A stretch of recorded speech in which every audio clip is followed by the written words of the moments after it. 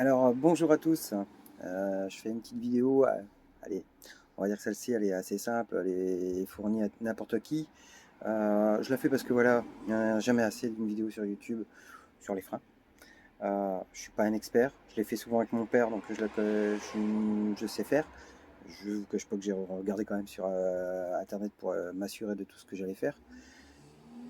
Ce que je voulais surtout vous dire dans cette vidéo, c'est que pour le camping-car, pour un J5, on a besoin de comment on a besoin de freins à disque et de plaquettes, ce qu'on peut trouver sur internet. Malheureusement, moi j'ai regardé et vaut mieux pas les prendre. Je vous explique. 90 € le tout, n'importe quel site. J'avais la totalité pour mon J5 avec la carte grise. Sauf qu'à chaque fois, ce qui m'embêtait un petit peu, c'est qu'il était noté 1,6 tonne de charge maxi. Et ça me faisait un peu peur parce que je me suis dit, mais c'est bizarre, parce qu'un camping-car, on n'est pas loin des 3,5 tonnes. Du coup, je suis allé quand même à un magasin auto, donc style autopièces, pas nos auto, plutôt petit magasin de ville. Et en donnant ma carte grise, effectivement, il faut aller plus loin, il faut aller chercher du renforcé. Donc le disque de frein doit être du renforcé, le plaquette de frein reste à peu près les mêmes. Donc grossièrement, on en a pour 160 balles. C'est à peu près le moins cher. 160 balles, les disques, les plaquettes, du liquide de frein, au cas où, parce que j'aimerais faire aussi ma petite purge, et du nettoyant pour les disques. Je suis parti sur du MK. Voilà, je vais mettre à l'endroit, ça sera mieux. C'est du MK. On est sur une qualité assez top. Les disques, pareil. On est sur du MK aussi. Voilà les disques renforcés. Donc voilà. Donc on est quand même sur une épaisseur de disque assez important. Ce sont des disques pleins. Et je vous laisse avec la vidéo. Je vais la commenter et je ne vais pas mettre de son pour la simple et unique raison. Je suis sur une rue passante, il y aura trop de bruit. Donc je vous fais un petit montage avec le speech derrière ou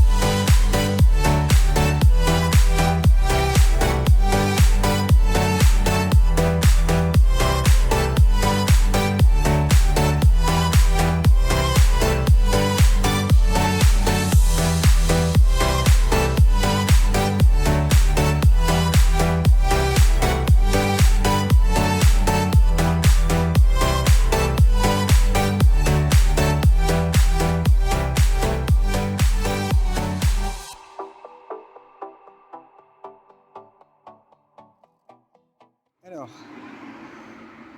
montage refait, je voulais au moins vous préciser un petit peu, parce que vous avez pu voir la vidéo, un coup d'un côté, un coup de l'autre.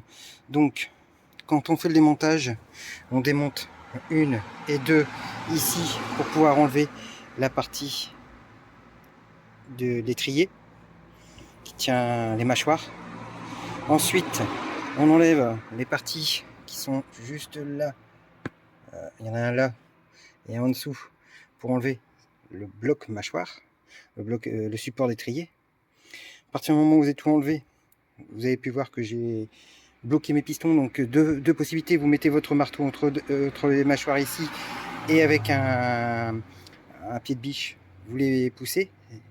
Deuxième solution, avec un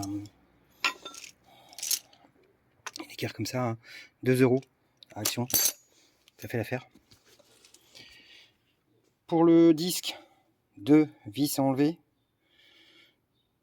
qui sert de guide aussi pour la roue. Le disque enlevé, si vraiment vous avez du mal à l'enlever, donnez un petit coup de marteau dessus et il s'en va tout seul. De ce côté-là, jamais de l'autre côté.